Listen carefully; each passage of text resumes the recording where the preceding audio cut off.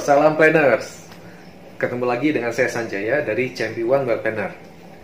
Pada kali ini, saya akan bahas mengenai manajemen resiko. Manajemen resiko ini merupakan pilar kedua dari perencanaan keuangan. Sebetulnya, apa sih yang disebut dengan resiko? Ya, resiko merupakan suatu keadaan ketidakpastian di mana pada umumnya dapat menimbulkan kerugian baik materi maupun non-materi. Ya, dari definisi ini kita mengetahui bahwa resiko dapat mengganggu tujuan keuangan seseorang. Oleh karena itu, kita harus mengetahui bagaimana cara memanage sebuah resiko. Ya, secara umum, ada dua pilihan kelompok bagaimana memanage resiko. Yang pertama adalah risk control atau pengendalian resiko. Kelompok kedua adalah risk financing atau yang disebut juga dengan pembiayaan risiko. Saya akan bahas dulu tentang kelompok pertama, yaitu risk control. Ada 5 pilihan dalam risk control ini. Yang pertama adalah risk avoidance atau menghindar sebuah resiko. Contoh, kita sedang berkendara mobil. Kemudian kita dengar berita 5 kilo di depan sana terjadi kecelakaan lalu lintas di mana terdapat tumpahan minyak yang terkena di seluruh jalan. Seperti kita ketahui bahwa minyak tersebut dapat menimbulkan jalan licin. Oleh karena itu, supaya kita tidak terjadi potensi kecelakaan, maka sebaiknya kita cari jalan lain. Kita putar balik dan cari jalan alternatif. Itu yang disebut dengan risk avoidance, menghindar sebuah resiko. Cara kedua adalah segregasi dan diversifikasi. Segregasi artinya pemisahan. Jadi, dalam suatu kelompok, kita pecah-pecah menjadi kelompok-kelompok kecil. Dan masing-masing kelompok ini kita perlakukan berbeda. Ya, contoh, kita bawa mobil. Di dalam mobil ini terdapat teman-teman kita yang semuanya ini adalah pemilik perusahaan. Ya, di mana kita punya tujuan yang sama. Nah, alangkah baiknya ketika kita semua orang penting dalam sebuah perusahaan, kita tidak di dalam kendaraan yang sama. Kenapa? Karena andaikan terjadi resiko kecelakaan di jalan raya, maka resiko ini dapat kita bagi-bagi. Ya, jadi hanya terkena ke salah satu pihak saja, tapi pihak yang lain kemungkinan besar tidak terkena. Itulah yang disebut dengan segregasi dan diversifikasi. Cara ketiga dalam risk control ini adalah loss prevention, yaitu pengendalian resiko dengan upaya pencegahan sebelum terjadi kerugian. Ya, contohnya apa?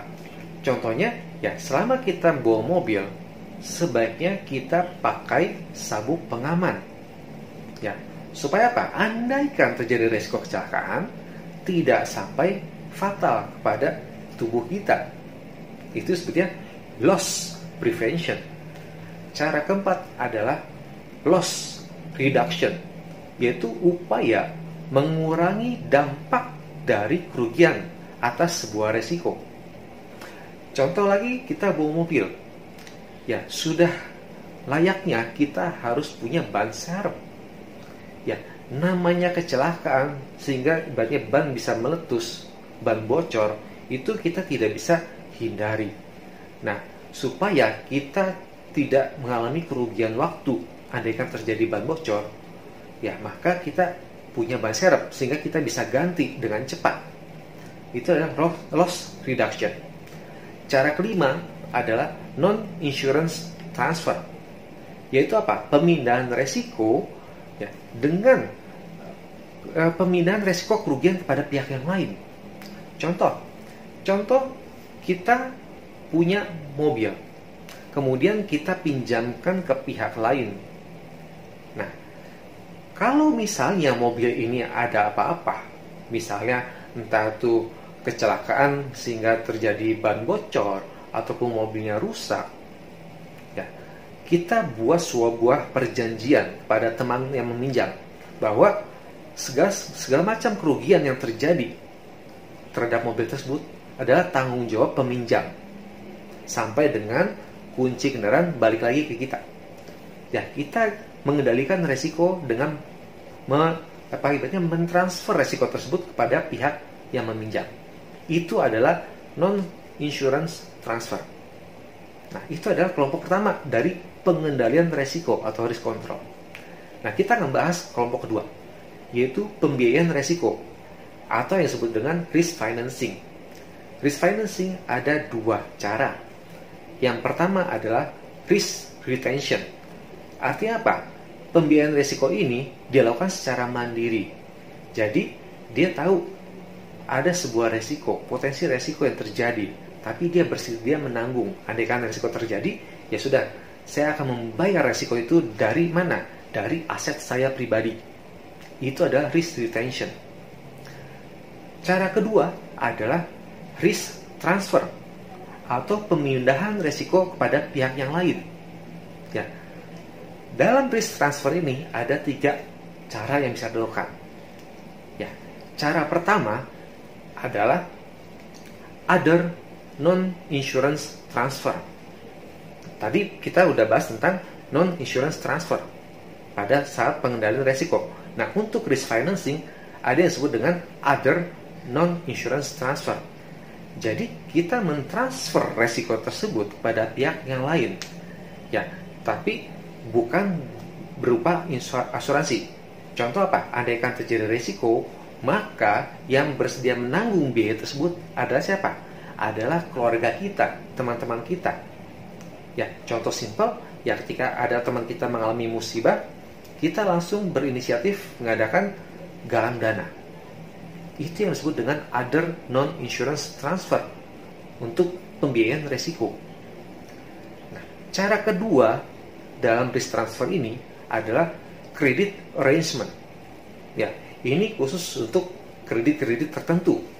Ya, contoh apa? Contoh misalnya KPR, kredit kepemilikan rumah. Jadi di sini ada dua pihak yang bersepakat dengan arrangement, dengan ibaratnya perjanjian bahwa untuk mencapai sebuah kesepakatan suatu barang, maka ada biaya yang harus dibayarkan oleh pihak lain, yaitu pihak pembeli, dan biaya ini akan lebih besar, ada bunganya. Nah, itulah credit arrangement, dan bunga ini mungkin ada tambahan biaya, sehingga apabila yang pengen KPR tersebut terjadi gagal bayar, maka pihak pemberi kredit itu tidak mengalami kerugian yang besar. Itu yang disebut dengan credit arrangement. Nah, cara terakhir dari risk transfer adalah insurance atau asuransi. Jadi, pembiayaan resiko ini kita alihkan kepada perusahaan yang disebut dengan asuransi. Ya, asuransi teman-teman mungkin sudah pernah dengar tentang asuransi. Asuransi akan dibahas di topik khusus untuk berikutnya. Nah, kita sudah bahas tentang bagaimana cara memanage sebuah resiko. Namun teman-teman yang perlu diingat, ini bukan memilih salah satu dari berbagai macam cara. Pada prakteknya, untuk memanage resiko, kita mengkombinasikan dari berbagai macam cara. Bisa 2, 3, 4, 5, dan seterusnya, teman-teman.